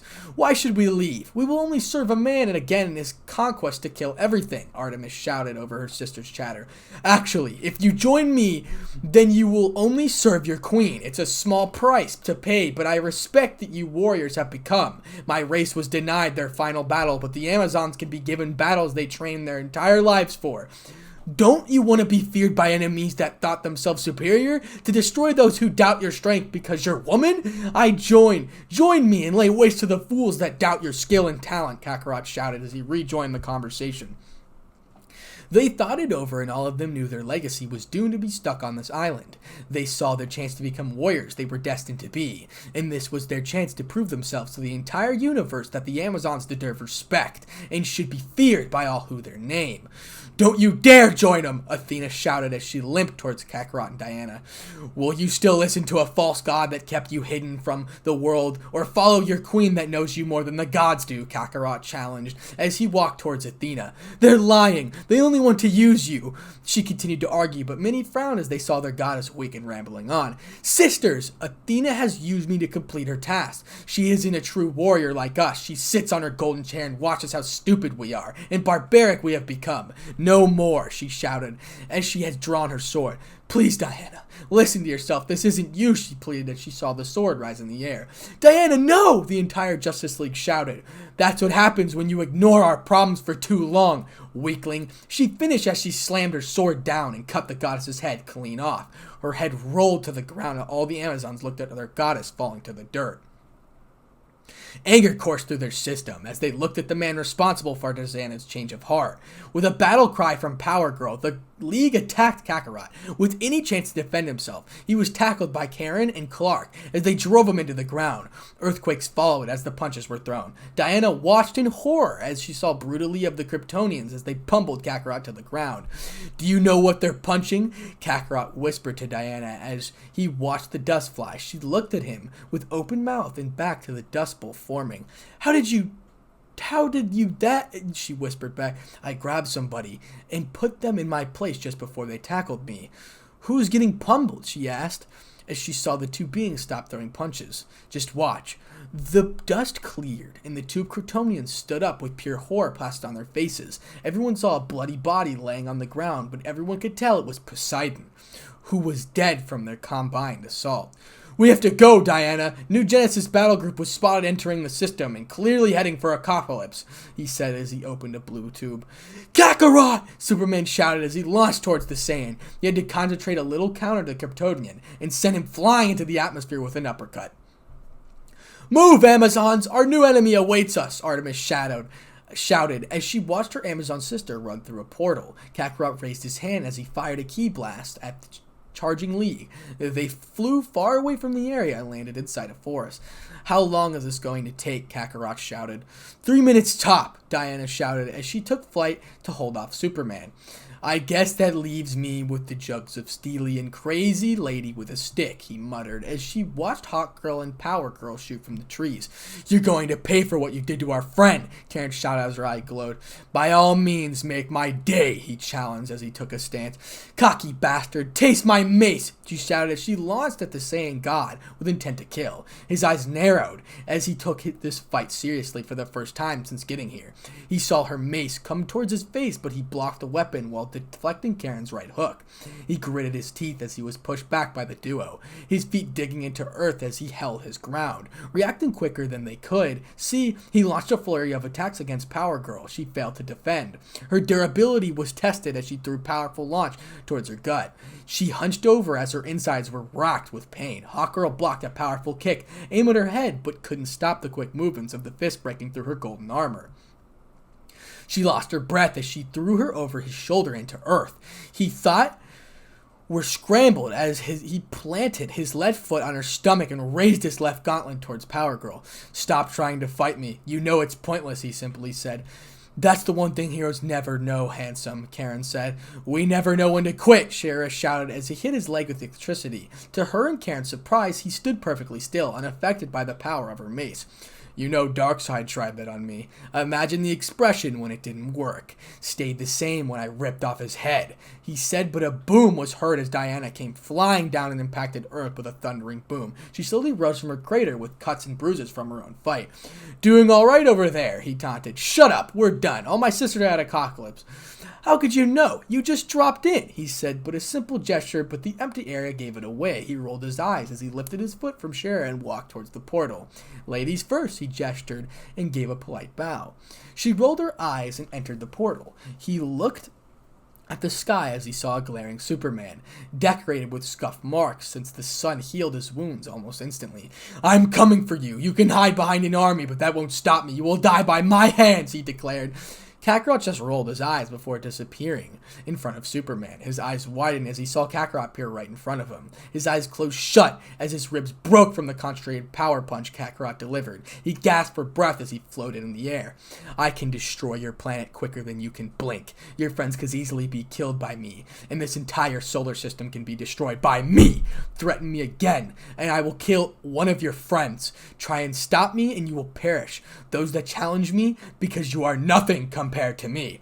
I have bled and trained to get where I am. You rely on your own power to win, but guess what? The universe doesn't work like that. The strongest survive and the weak die, he finished as he dropped an axe punch on the Man of Steely's neck that sent him flying into the ocean. He remained stoic as he landed in front of the portal and began walking through. Ah! Karen shouted as she tackled him into the portal. The portal closed as a beaten Justice League slowly emerged from the forest flash. Limped as Batman stumbled through. They saw a beaten Hawkgirl looking at nothing, with Superman bursting from the ocean. Where's Karen? Flash asked as he attempted to kneel next to her. In portal, she whispered before passing out. Damn it, we have to stop him, Clark shouted. You and I both know we are no match for him. If you took the time to train and hone your skills, then you would be a more formidable opponent. But you don't. You rely on your strength and luck to win battles. It shows what you're a true warrior like. It shows you are not a true warrior like Kakarot, Batman said, but held his head from concussion. Are you admiring him now? He shouted.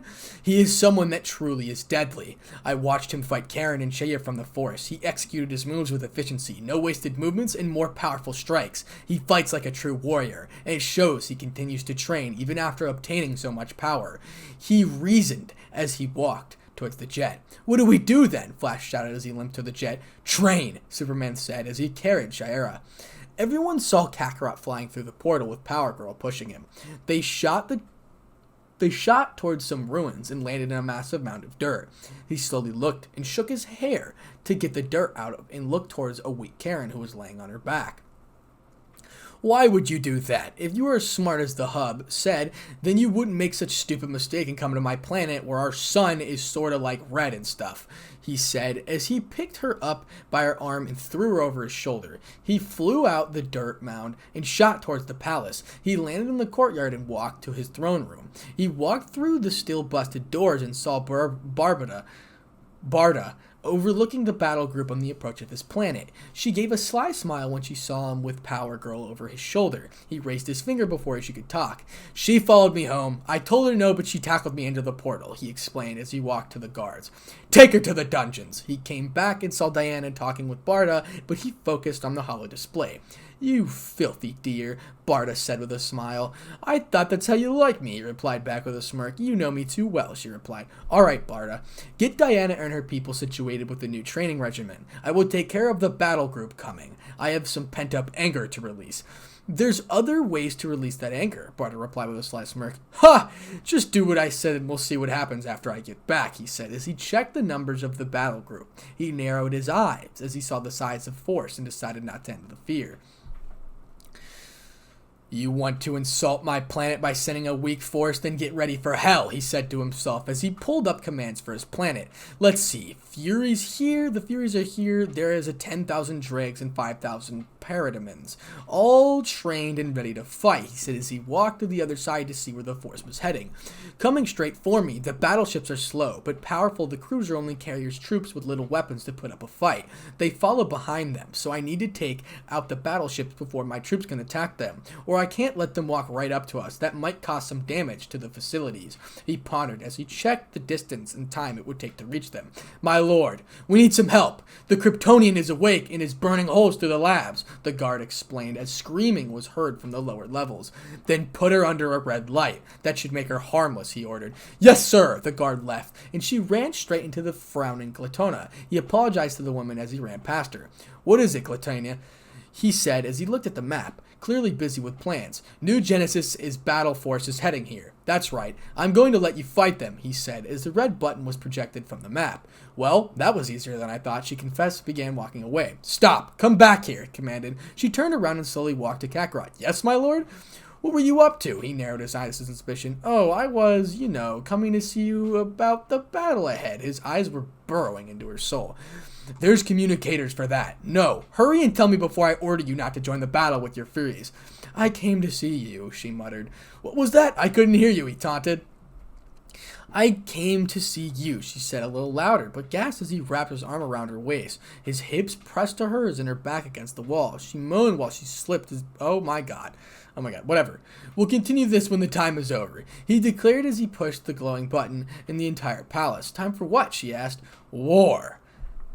Just for reference, we're right at the end of chapter 2 if you want to follow along, starting with the entire country. So let's go ahead and get into it. The entire country sighed, lit up, and buildings glowed as machines came to life.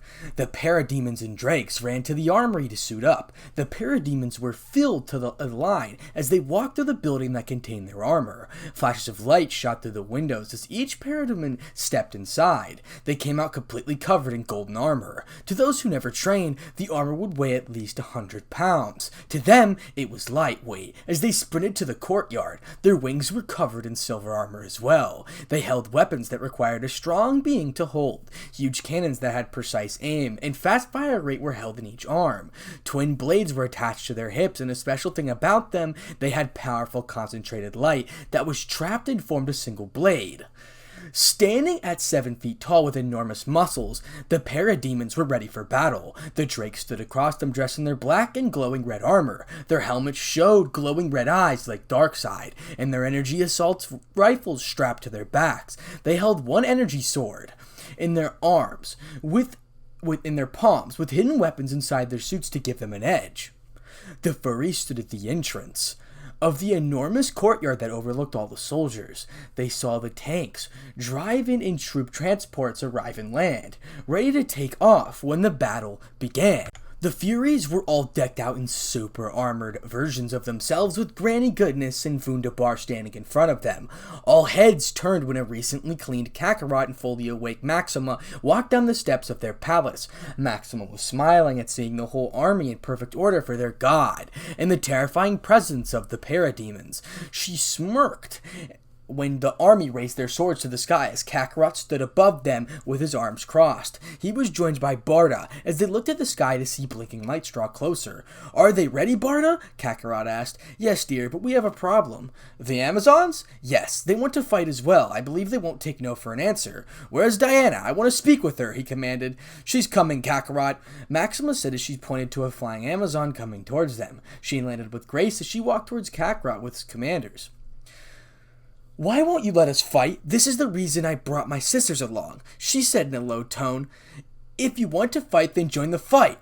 I want their weapons replaced with modern weapons. New Genesis is far more advanced than the Amazon, so bows and metal swords won't do the trick. Can you do that?" he asked the Amazon Queen.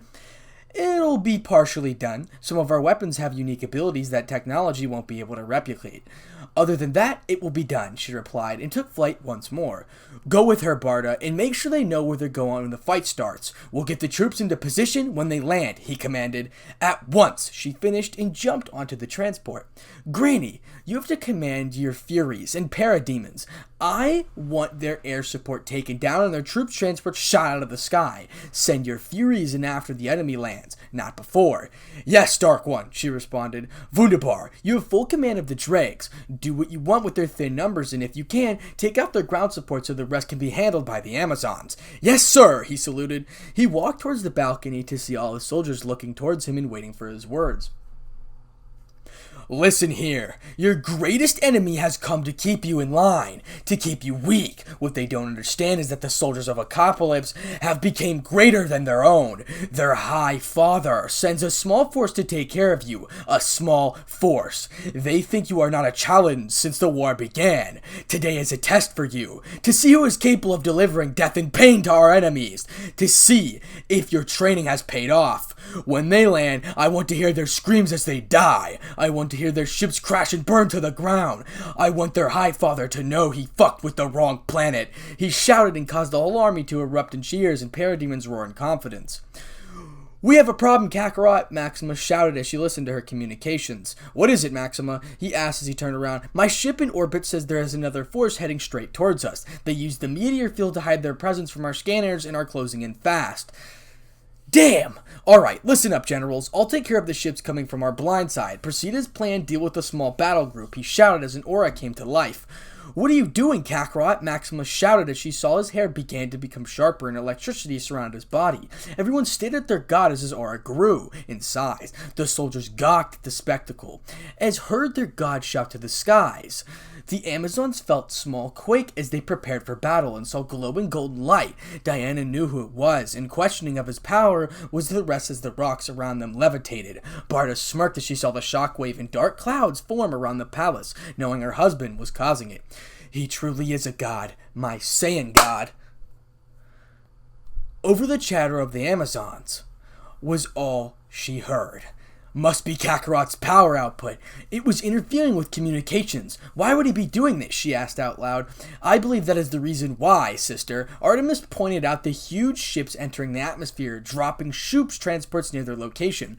"Diana, we have to defend our position. We don't have a long-range weapons to take them out." She shouted to the queen who was spinning her blade. "We don't need guns to bring our enemies to their knees. We know how to fight this. Join us!" she shouted as a warcry ripped through the air from the Artemis, and the Amazons ran to their targets, dodging and blocking their gunfire before drawing blood as they slaughtered the invaders. Everyone stood in awe as they saw the changed Kakarot. His hair was sharper, with one lock hanging from his forehead, and his eyes transitioned from blue to yellow.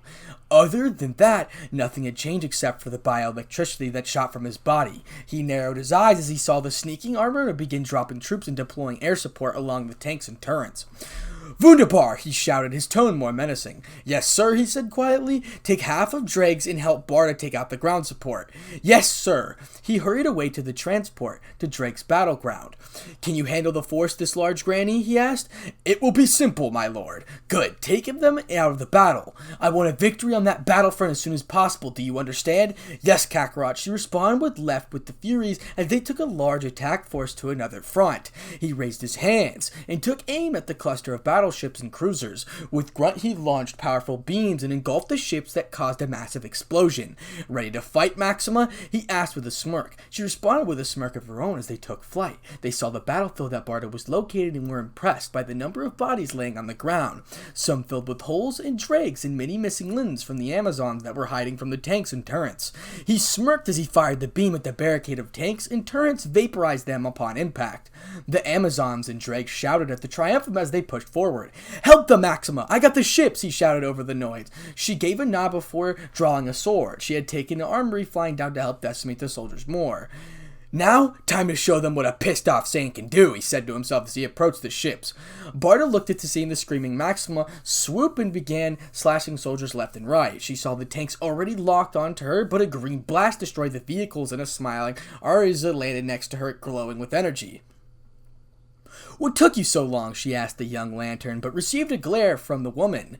You left me in my room unconscious and locked my rings in a box. Took forever to break open, she shouted as she let loose a fury of beams at the other tanks. Sorry, kinda got distracted by the invading army and giant ships, she replied bluntly before running forward. We're not done talking about this, she shouted as she flew into the air to destroy some of the sleek jets raining from the fire of her allies. I hope the others are having just as much fun, she thought as her cuts her skull. Granny Goddess got to watch the kill fest that her attack force was dishing out. Her parademons kept the skies clear and limited the number of troops dropping on the ground, while some attack ships were on the inside. Her drakes launched their missiles and their suits towards the tanks and turrets, leaving plenty of room for Furies to slaughter.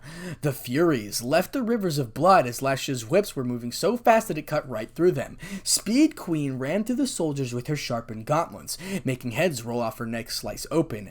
Stompa crushed heads with her super strength and leveled the area that held turrets. Knockout laughed as her enemies tried to kill her but failed and paid the price with their lives. Her strength was amazing, and as her punches killed the men and women of New Genesis, Galitea and Bloody Mary used their pent-up frustration as inspiration as they cut down their enemies. Mad Hera's laughing was heard as she used her razor-sharp claws to rip everyone to shreds, and her sharp teeth to bite off heads. Granny laughed as the soldiers tried to run but were instantly killed, and the ship fell to the ground and parademons killed the crew. Sir, we have to fall back, a scared voice shouted through the comms. Hold your ground, soldier. We can still win this, he ordered, but cut the transmission. Sir, we lost battleship and 5 cruisers, the woman explained from her computer. How are we losing ships? They have no ships. The parademons are no challenge. I found the source, sir. It's him. Apocalypse's new god, she whispered as the screen showed a smirking Kakarot easily destroying ships. It's impossible. Darkseid wasn't even that powerful, yet he's easily destroying massive ships that could level a planet's surface. Sir, we're losing men faster than we can replace them. What do you mean? He asked the scared soldier. The parademons are bigger, stronger, and faster than before. The Furies are destroying us with ease, and these female warriors are ripping us apart before we can shoot them. We have to fall back. We were not prepared for this. Oh God, they just, The comm ended as the scream started. The commander decided to wait for a little longer to see if they can turn the battle around, but everyone on the bridge knew it was stupid to stay and fight a losing battle. Give the order, we're pulling out. We can't win this battle, he finished, but was cut off the bridge, blew up, and the air escaped through the giant hole. They all saw a golden-haired man land on the ground and walk towards the commander. I fucking found you. That was clever to try to sneak attack us, but you horribly failed. I had some people track your signal so I could snap the neck of the bastard that thought he could challenge my planet. He shouted and grabbed the commander by his neck. Please, I have a family, he choked out. Kakarot rolled his eyes and began closing his hand around the man's neck. Don't try that guilt trick on me. You're pathetic, trying to save yourself before your own people. Coward, he repeated as he crushed the man's neck. He looked to the scared faces and laughed as he has a super explosive way to destroy the strip. He floated in the air looked as the streaming soldiers try and run back to their ships but were cut down by his dregs. He spotted Maxima, flying towards him covered in blood, but he gave her its charming smile. This battle is over. It only took a few hours, but they began fleeing and trying to surrender to us. We just killed them, Maxima said as she floated next to Kakarot. You look beautiful covered in my blood, my dear Maxima. Should your new look, it matches your hair. He taunted as he pulled him closer to his neck. Don't try to flatter me after pulling that stunt in the throne room. You owe me a romantic evening when this battle is over, Kakarot, and no one will interrupt it, she said in a sly voice. Oh joy, he muttered as he watched the battle with Maxima. He saw the Furies laughing as they killed soldiers and saw Barda throwing tanks at the fleeing soldiers. Diana was still slashing people and her Amazons continued their assault. He saw the bright lights from crashing ships on Granny Goddess's side and a laughing Aratiza destroying ships left and right. He smirked as he knew his army was almost ready to move out and destroy other worlds and kill the people who hold power. He had his first targeted, said nothing was stopping him from taking it. New Genesis was going to burn, and he will stand over the High Father while watching his floating city fall to the planet and burn, just like his enemies. And Chapter 3. 1 month later. Ha! The Sand God's voice shouted as he launched a massive blast towards a mountain.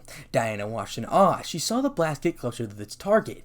Her eyes widened when the attack curved around the mountain and sped back towards its creator. Her eyebrows knitted in confusion as she continued to watch the blue beam. Why is he aiming for himself, she thought. His eyes narrowed as he watched his own attack coming right at him. He crossed his arms to protect himself and received the blast head-on. The entire area was engulfed in a smoke and rocks flew all over to impact the area. Diana raised her forearm, stopped the rocks from hitting her, her dark flailing hair wildly in the hurricane-like winds. She slowly lowered her arms after a couple of minutes and waited for the smoke to clear. She gasped as she saw the beaten form of Kakarot on his legs, his body visibly shaking and his golden hair flickering between gold and black. 2 weeks still, he told himself. Over the past month he has been training on the planet once filled with life. The Saiyans saw that gravity was extremely high and the population lived on floating cities above the dangerous planet. Within a day, the entire population was slaughtered by his forces and their floating cities were burnt to the ground. Now they have to make a suitable living quarters for him. Now the planet belonged to him. Anyone who wished to bother him sent video messages. They wanted to avoid the high gravity, and especially his generals. They may have gotten powerful, but they are nowhere near his strength. His army was still growing powerful, as he now has starships that were refitted to be more powerful and dangerous for anyone that decided to attack. Leaned with heavy cannons, the ships carried thousands of fighter jets, and crew were subjected to gravity training as well. The stronger they were, the faster they could move. Anyone who boarded the ship would be flattened or crippled from the intense gravity, thus making it an efficient fighting machine. His parademons have excelled in their training, so he gave them a few weeks off but forced the dregs to train harder since they couldn't keep up with the parademons. The Furies continued their routine. Maxima was still commanding her planet, and the Amazons have become extremely deadly when faced in combat. What do you want, Diana? He asked the Amazon as he struggled to stay floating in the air. He smirked when they told him she was coming to have a face-to-face conversation with him. He laughed. They told him they tried to warn her it was too dangerous. It only made an attraction for her to grow. I wanted to talk about Karen, she said, strain evident in her voice. What about her? She doesn't want to join us. I tried talking to her, torturing her, but nothing works. Didn't I tell not to touch her? His voice lowered to a threatening tone. Yes, I just tried to change her mind. It doesn't work on someone who knows what pain is. She is a warrior at heart, but like the little blue boy on Earth, she relies on her power to win. We need more information on her. If physical injury won't work, then we have to try a mental attack. The only place that could ever work is... You're really considering that? What's so bad about that idea? I've met them already, and if you remembered, I easily killed one of their strongest members. Fine. When do you want to leave? I can't stand this gravity for much longer. She gasped as her body fell from the sky, increasing speed as her body was coming closer to the surface. Her closed eyes opened when she felt someone catch her bridal style. She then saw the smirking Kakarot holding her. You were warned that my planet's gravity is too strong for anyone but me to handle, he stated, but he received a glare and a slap to his face. I won't let some idiots tell me where I cannot go. I'll let that slap go, but do it again and there will be serious consequences, he warned as he flew to the space stations orbiting the planet. Never test an Amazon, she retorted. He noticed that she didn't remove herself from his arms, even though they were free of the deadly gravity. He just smirked and continued flying to the station. Upon arrival, a row of Alamark soldiers stood and saluted the god. He landed gracefully and dropped Wonder Woman on the floor. He laughed when he received a glare from the Amazon, but walked past her. "What the hell, Kakarot?" she shouted and fell in step with the Saiyan. "You were getting too comfortable in my arms." "Don't want you to get soft on me," he answered. "I was not. It's just..." She couldn't finish her sentence but gained a huge blush on her cheeks. "Exactly. Now let me change and we'll get moving. I want to get this over as soon as possible and get back to my training," he said as he entered his private quarter with Diana still following. "Hurry up. I want to get back to..." She stopped when she saw stripped down to his training pants. She admired the Saiyan for a few moments, and even before she joined, his love for battle is what caught her attention, and the way he pushed himself to become stronger intrigued her. She looked at his godly body and took deep breaths to control her raging hormones, but failing as he dropped his pants. "Are you going to watch me change or leave my room?" he asked, amused tone. Her eyes narrowed, seeing the challenge she is trying to conquer standing right in front of her. Quicker than he could predict, she tackled him into the steel pin and pinned his arms to the wall in a swift motion. "Stop teasing me," she growled, her sexual frustration with him at its highest. I'm going to cut that a little short right there, and basically what they did was smash. So, without further ado, let's move on. "What is it, Barda?" he questioned, noticing the explosions in the viewport of Maxima's personal ship. "Just calling to see what my Saiyan is doing. Our little space battle is boring, and it'll be a while before we can land on the planet. Can't you just create a boom tube on the surface?"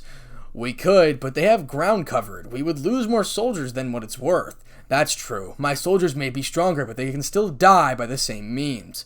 "Hello, my king!" Maxima shouted over the giant shoulder of Barda. "Hello, Maxima. Any news on the battle?" "They just started retreating. Our forces are killing them as we speak. I have other news for you as well," her face filled with excitement. "You're pregnant." He saw her excitement fade a little. "Not yet, but we can still keep trying," her voice filled with lust. "We just have received a message from the planet's surrenderer. We can take the planet or kill every single thing that can hold a weapon. Please, choose the latter." His eyes glowed yellow and the smirk played across his face.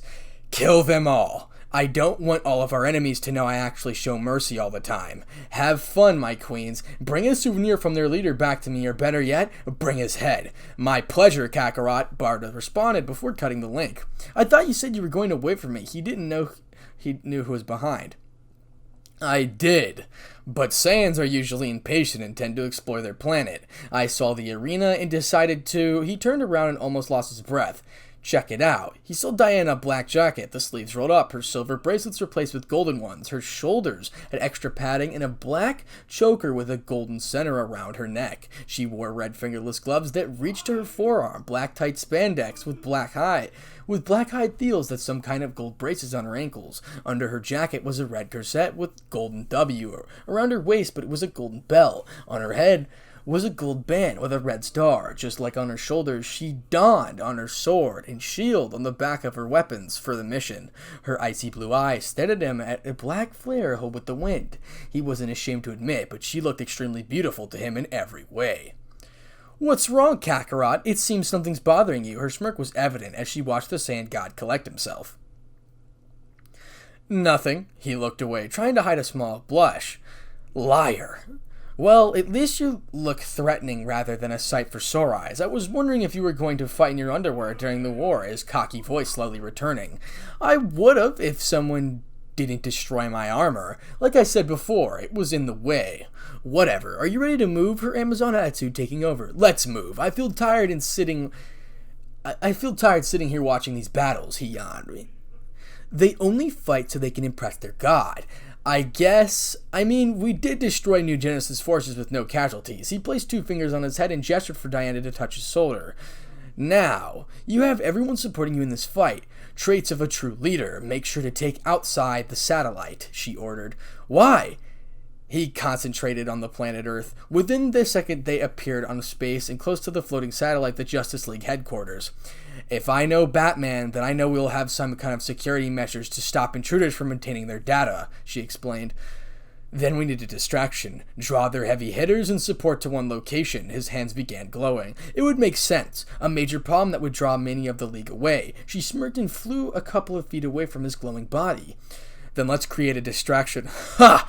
He shot his hands forward and launched a couple blasts at the desert area of Africa and parts of Europe. She watched in fascination as the glowing balls disappeared. Paris and France, the city was working in its usual way, people rushing to their destinations and children rushing off to school. Traffic jams, a rare sight in a peaceful city. Ugh! Stupid traffic jams, we're going to be late for school, a teenage girl said to her friend. At least I have some more time to study for English quiz. Can you help me understand what the poem we're supposed to read? A boy in glasses said. Sure, Tom. Suzanne, can you move over? We could study? Sure, but I need help as well. If I fail, the end of my world, the parents find out. Her phone suddenly went off in her pocket. Speaking of parents, yeah, Mom? Are you at school yet? No! The traffic jam was slowly moving, but the bus barely gets 5 feet everywhere we move.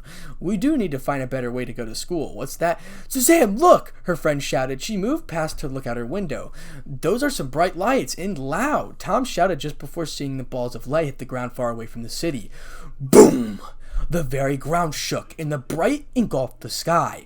Buildings and cars were blown away as the heavy winds pushed people to the ground. They slowly stood as they watched the bright light die down and smoke rising in the distance. People began to run for their lives as they saw more of the balls of light falling from the sky, more explosions following the first one. Suzanne, baby, are you all right? The voice of her mother screaming from her phone. Yes, Mom, what was that? The city's alarm ringing the bells, and they were still falling. Just run and get to safety. I'll see you... The line was cut off, and when an explosion to their location occurred, the students ran from their bus and joined the masses of people running for their lives. Mom, Mom, Mom! She screamed in her phone with no response. She saw one ball hitting the building a few miles away, and they saw the dome of light rushing towards the bus. She closed her eyes. An intense heat that reached her dying screams faded away as the blast consumed the entire area. Each blast, miles of land, huge chunks of land were thrown into the sky by the powerful explosions. People clutched their loved ones as they watched the racing blast consume them. Now, at the Justice League Tower. Alert! Alert!